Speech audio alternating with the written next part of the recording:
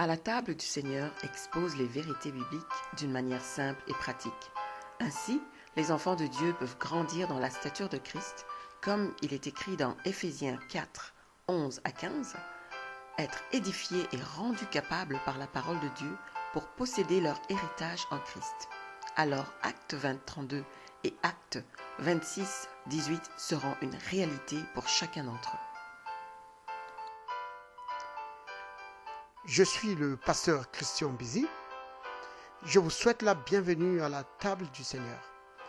Aujourd'hui, à la table du Seigneur, le titre de notre sujet, c'est connaissance importante sur la guérison divine. Donc, nous allons aborder quelques points. Donc, nous allons passer en revue quelques points vraiment qui sont importants à connaître en ce qui concerne la guérison divine.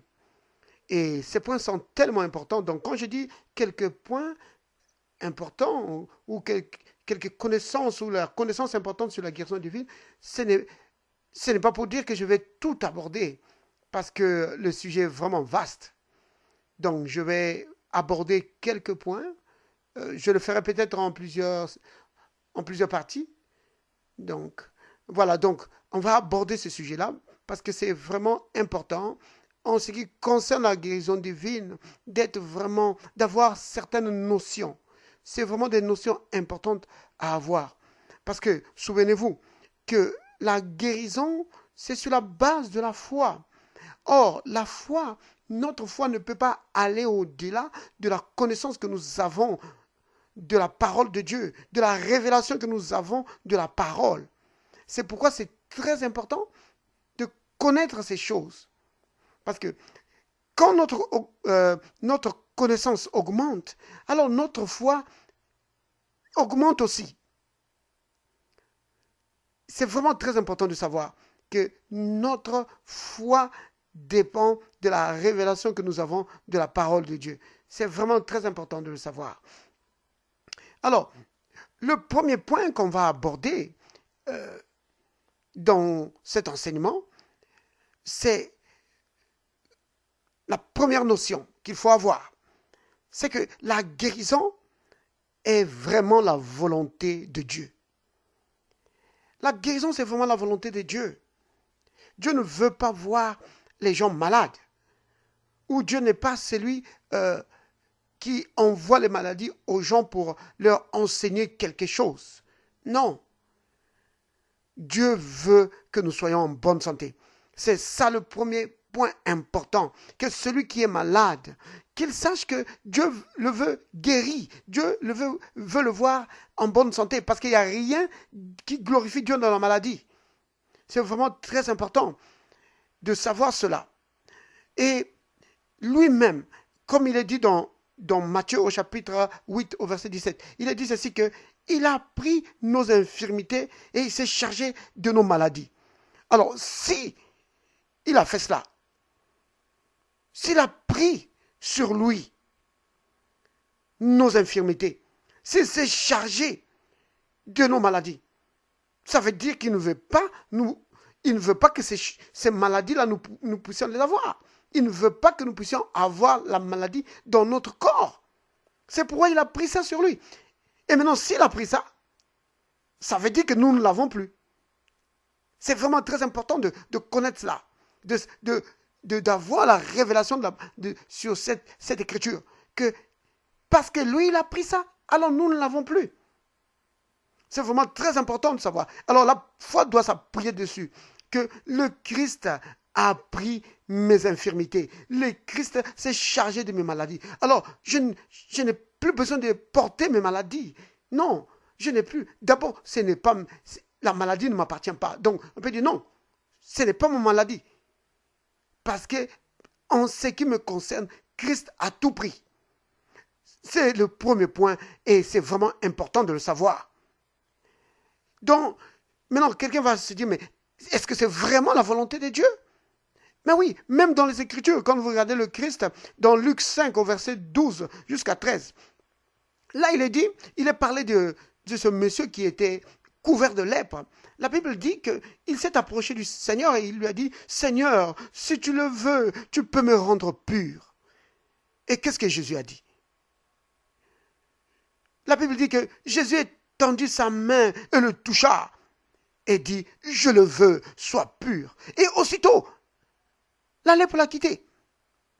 Donc, le Seigneur ne va pas perdre une occasion pour faire du bien. La guérison, c'est vraiment la volonté du Seigneur. Le Seigneur veut que chacun de nous puissions être en bonne santé. C'est vraiment très important, ce premier point. Et le deuxième point que nous pouvons aborder, c'est celui-ci. La guérison, c'est un fait. La guérison, c'est une chose déjà accomplie. Bien souvent, quand on aborde la question de la guérison, on dit Dieu va te guérir, Dieu va te guérir. En réalité, cette vérité, c'est une vérité de moindre valeur. Voici celle qui est de plus grande valeur. C'est celle-ci, que la guérison, c'est déjà accompli. Le Seigneur a accompli la guérison en ce qui nous concerne il y a plus de 2000 ans. Qu'il a accompli la guérison, c'est déjà accompli. Oui, par ce maître sûr, nous avons été guéris. Comme l'apôtre Pierre le dit, dans 1 Pierre au chapitre 2, verset 24, il est dit que lui, par le maître sûr duquel vous avez été guéris. Donc, c'est au passé. Ce n'est pas que le Seigneur va nous guérir. Non, il l'a déjà fait. Donc, vous comprenez? Donc, si nous comprenons ce que cette écriture veut dire, que notre guérison, en réalité, c'est quelque chose du passé. C'est quelque chose qui s'est déjà déroulé dans le passé. Et que nous avons juste à l'accepter. Alors, ça va tout changer. Donc, je ne suis pas le malade qui cherche la guérison. Non, je suis l'homme guéri qui défend sa santé, qui repousse la maladie, qui repousse Satan, qui veut me mettre la maladie. C'est ça la réalité. Mais souvent, la vision là-dessus est parfois à cause justement des enseignements traditionnels, du christianisme traditionnel. Donc, souvent, c'est le malade qui cherche la guérison. Non! La réalité, c'est que nous sommes guéris, nous sommes guéris. Le Seigneur, en ce qui concerne le Seigneur, il nous voit, tous ses enfants, il les voit des gens guéris. Et qu'est-ce que nous avons à faire? Juste accepter la guérison qu'il nous a déjà donnée et rejeter la maladie. C'est vraiment très important, ce deuxième point, de savoir cela, que la guérison, c'est quelque chose de déjà accompli, c'est un fait. Le Seigneur a déjà accompli cela il y a plus de 2000 ans. C'est vraiment très important. Et le troisième point que nous pouvons aborder, donc là-dessus, qui est aussi vraiment important comme tous les autres, le troisième point, c'est que la guérison est aussi simple que le salut. Pourquoi? Parce que la guérison est sur la même base que le salut. La guérison est sur la même base que le salut. C'est-à-dire que ça s'obtient par la foi. La guérison nous a été donnée par grâce et nous emparons de la guérison par la foi. Comme le salut. C'est déjà quelque chose d'accompli. Le Seigneur a déjà sauvé. Le Christ ne va pas encore mourir une deuxième fois. Donc, le salut, c'est déjà quelque chose que le Seigneur a pourvu et chacun l'accepte et reçoit cela par la foi. C'est la même chose pour la guérison. C'est aussi simple que le salut. Voilà. Donc, qu'est-ce que nous avons fait pour être sauvés? Nous avons entendu la parole. Nous avons entendu la parole de Dieu, nous avons entendu la prédication de l'évangile sur l'amour de Dieu, Dieu qui a tant aimé le monde, qui a donné son Fils, et nous avons cru en cela. Quand nous avons cru en Jésus, nous avons cru que par sa mort, il est mort pour nos péchés, que par sa mort, nous avons été libérés du péché. Non seulement nous avons cru qu'il est mort, nous avons cru aussi qu'il est ressuscité, Et nous avons confessé le Seigneur Jésus comme étant le Seigneur de notre vie. Alors, dès le moment où nous avons fait cela, nous sommes sauvés. Oui, nous sommes sauvés. Sauvés sur la base de la foi. C'est cela le salut. On n'a pas eu la visitation d'un ange, même si quelques-uns ont déjà eu des visitations d'anges, mais dans la majorité des cas, c'est comme ça que ça se passe. C'est vraiment simple. Tu écoutes l'évangile, tu crois en l'évangile, tu confesses cela, tu confesses le Seigneur comme ton sauveur, tu le reçois et c'est fini. Tu es sauvé. C'est cela le salut. Tu ne demandes pas une vision, tu ne demandes pas au Seigneur un songe ou un signe particulier pour savoir que tu es sauvé. Tu reçois cela par la foi. Eh bien, la guérison, c'est la même chose. On entend la prédication de l'évangile, de la parole sur la guérison.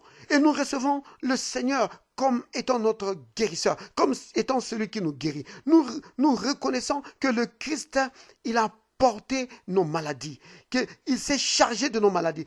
Que nous reconnaissons cela et nous acceptons cela. Quand nous acceptons cela, maintenant, ne regardons pas à la chair. Nous ne disons pas, mais mon corps ne me dit pas que je suis guéri. Non. Pour le salut, on ne s'est pas basé sur nos impressions. Dans la guérison divine, non plus. Il ne faut pas non plus se baser sur les impressions. Non. C'est par la foi. Il faut juste l'accepter, dire que je le reçois. Oui, il faut juste l'accepter comme celui qui nous guérit. Qu'il a vraiment, quand la Bible dit qu'il a pris mes infirmités, qu'il a vraiment fait. Quand la Bible dit qu'il s'est chargé de mes maladies, qu'il a vraiment fait cela. Juste accepter cela. C'est tout. C'est aussi simple. Donc, la guérison est aussi simple que le salut. C'est vraiment très important de le savoir. Et ce deuxième point nous amène donc, plutôt ce troisième point, nous amène donc au quatrième point. C'est vraiment, le quatrième point, c'est vraiment une conséquence du troisième point. C'est que, en ce qui concerne la guérison, ce qui souvent fait la différence entre celui qui est guéri et celui qui n'est pas guéri, c'est souvent un problème de savoir recevoir. Savoir recevoir le salut. Comme je l'ai dit tout à l'heure, le Seigneur, il a déjà accompli notre guérison. Oui, il a déjà pris sur lui nos infirmités. Il s'est déjà chargé de nos maladies. Donc, c'est juste un problème de réception. Il faut savoir recevoir. Mais on est tellement habitué à demander qu'on oublie de recevoir. C'est ça le problème. Le problème, ce n'est pas qu'on ne demande pas. Le problème, c'est souvent qu'on ne sait pas recevoir. On demande, et on ne fait que demander. On ne s'arrête pas un instant pour dire que mais Dieu, qui est si bon, tarderait-il à m'exaucer? Tarderait-il à me donner ce que je lui demande? Non! Dieu ne tarde pas. Dieu ne tarde pas.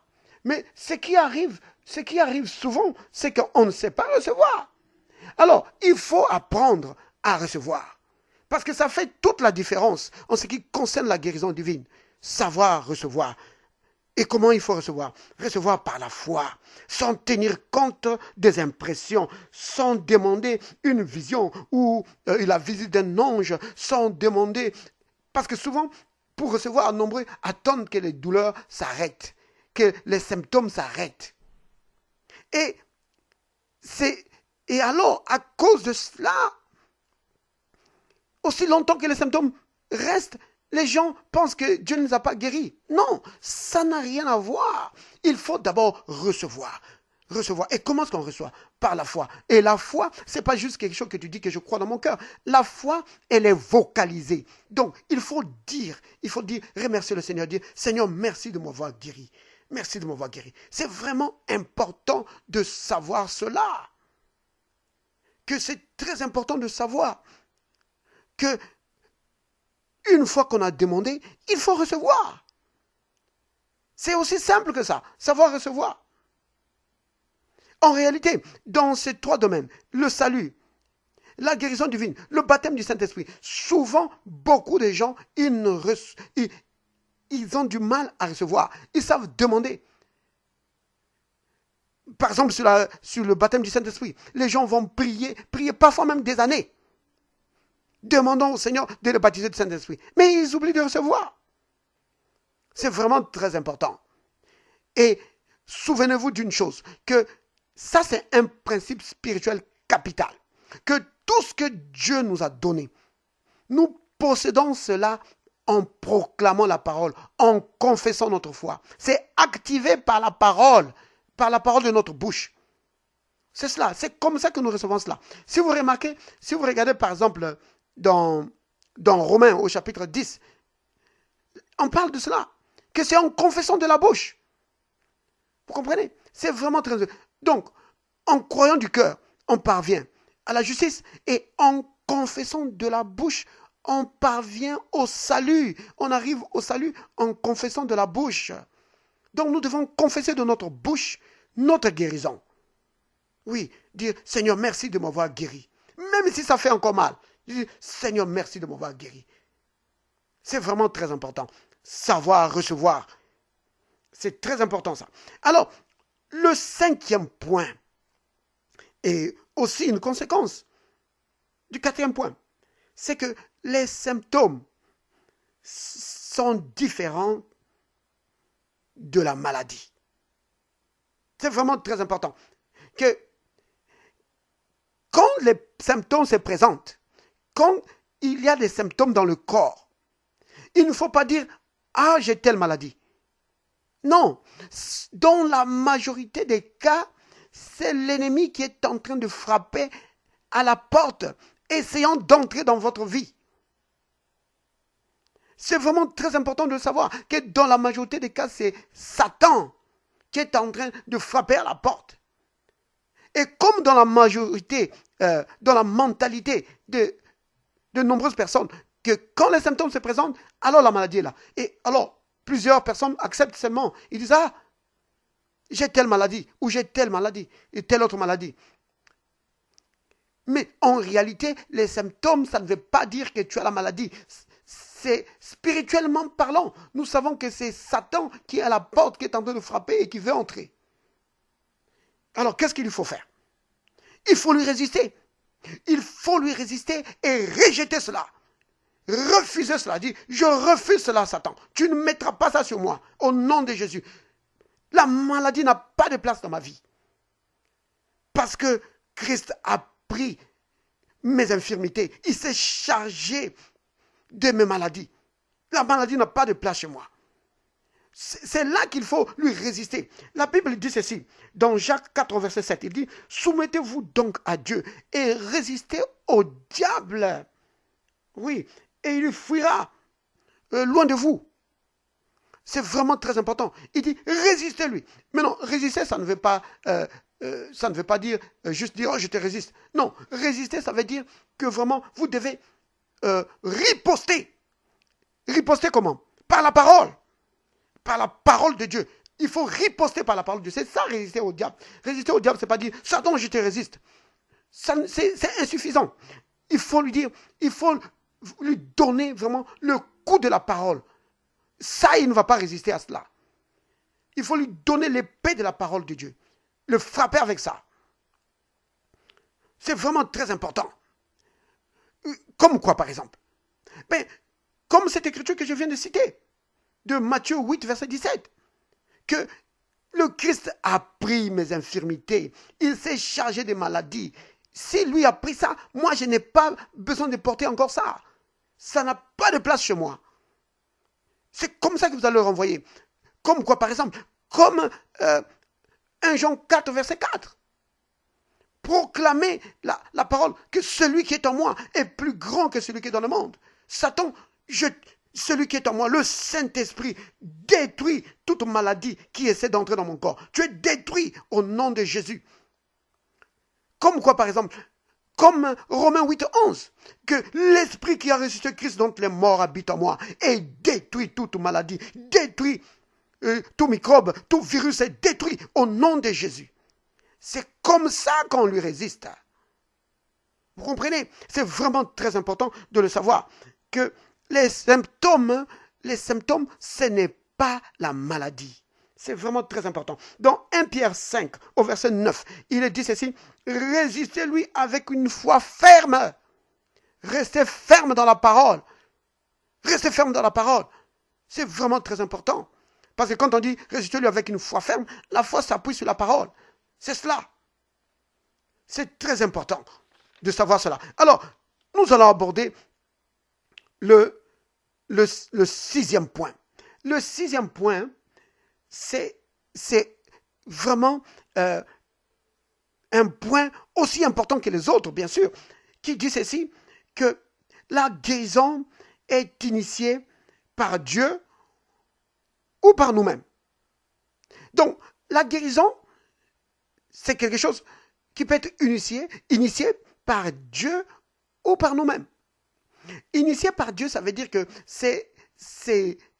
on prie à Dieu, Seigneur guéris-moi, Seigneur guéris-moi. Ou alors, on va voir quelqu'un qui a un don de guérison pour prier pour nous. Ou alors, comme la Bible conseille dans le livre de Jacques, on va voir les anciens pour qu'ils prient pour nous. Ça, c'est donc ce que j'appelle donc initié par Dieu. Et puis, l'autre partie, c'est que la guérison peut être initiée par nous-mêmes. C'est-à-dire que nous mettons en pratique la parole de Dieu.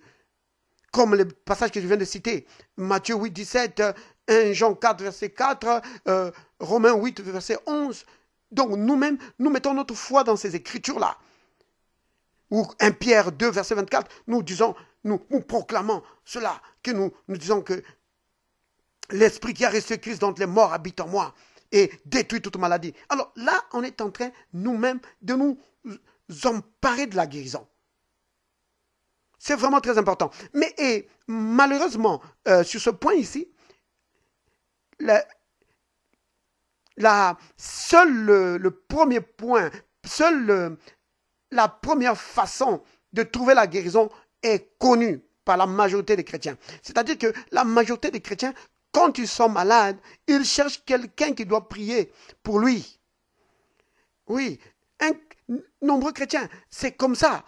Quand il y a la maladie, ils veulent que quelqu'un prie pour eux.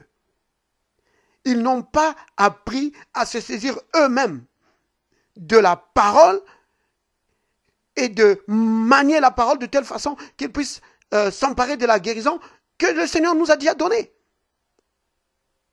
Et ça, c'est vraiment quelque chose de bon. C'est des points que j'ai déjà abordés dans les enseignements que j'avais fait sur, sur la piscine de Bethesda et sur le serpent de rein.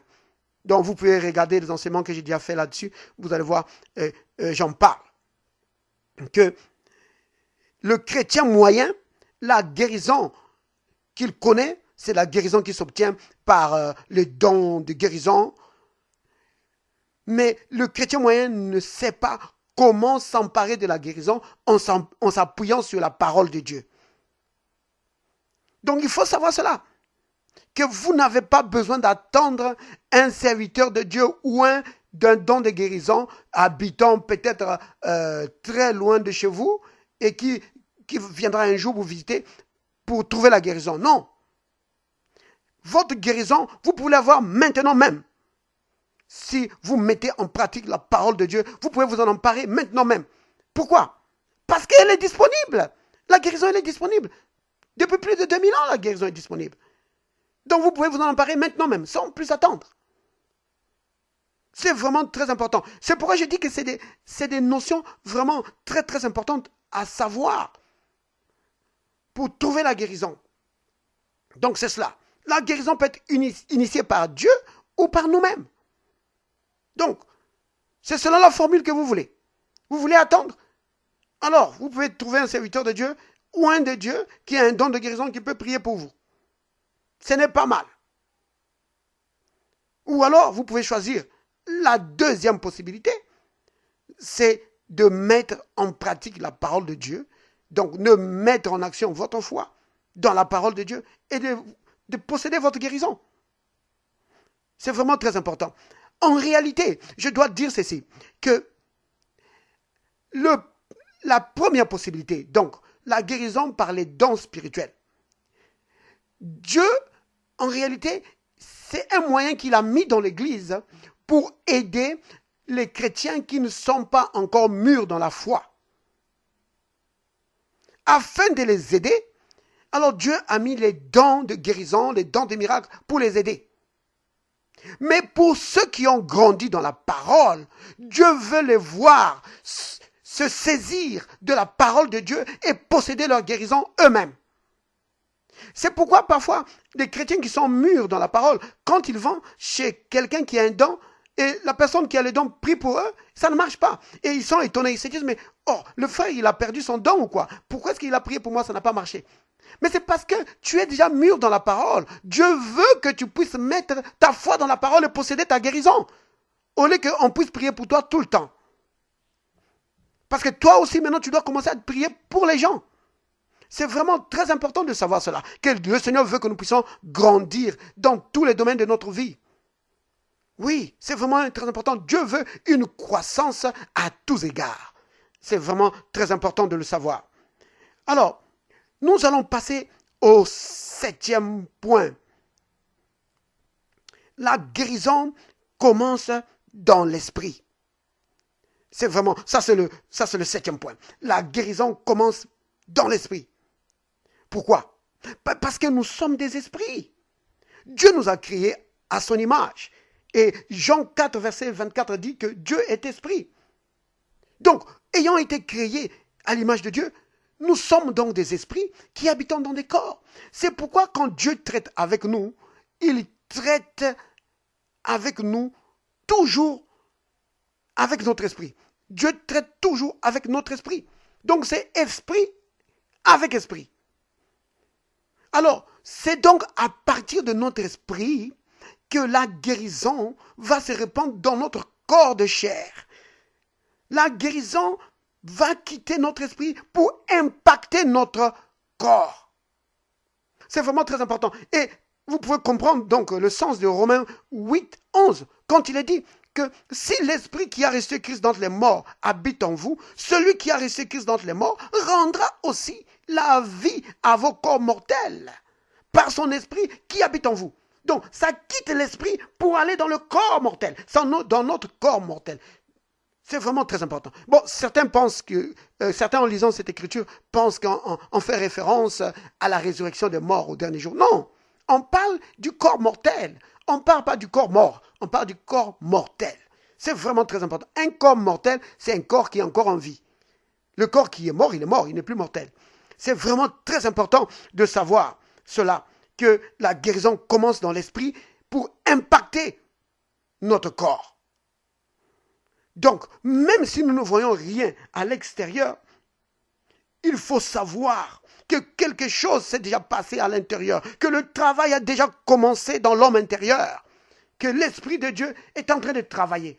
C'est vraiment important de savoir cela, que la guérison commence dans notre esprit. C'est vraiment très important de savoir cela. Maintenant, l'autre point que nous allons aborder, nous allons vraiment faire cela. Bien sûr, il y aura une deuxième partie, parce que je vais bientôt m'arrêter. Alors, l'autre point que nous pouvons aborder, c'est le 8e point. C'est que la majorité des guérisons sont progressives. Il faut savoir cela, que la majorité des guérisons sont progressives. Pourquoi? Parce que c'est comme ça que la foi de plusieurs personnes fonctionne. Plusieurs personnes, leur foi augmente progressivement. C'est pourquoi la guérison est souvent progressive. C'est vraiment très important de le savoir. Donc, si vous ne voyez rien vraiment se passer, si vous voyez que les symptômes sont encore là, ne vous découragez pas. Continuez de croire. Parce que la guérison dans la majorité des cas est progressive. Continuez de croire. C'est vraiment très important. Père saint, Père juste, Père miséricordieux, merci Seigneur pour la guérison que tu nous as déjà donnée en Christ, Père. Nous te rendons grâce et te bénissons. La maladie n'a pas de place dans nos corps, Père. La maladie n'a pas de place. Je proclame la guérison dans mon corps. Depuis le chevet de ma tête jusqu'à la plante de mes pieds, je suis en bonne santé. Au nom de Jésus. Amen. Merci d'avoir partagé ces moments avec nous à la table du Seigneur. Pour continuer cette expérience, vous pouvez consulter notre page Facebook ainsi que notre chaîne YouTube à la table du Seigneur. Pour tout contact, vous pouvez nous écrire à l'adresse à la table du Seigneur@gmail.com ou nous appeler au numéro 438 410 8475. Soyez bénis.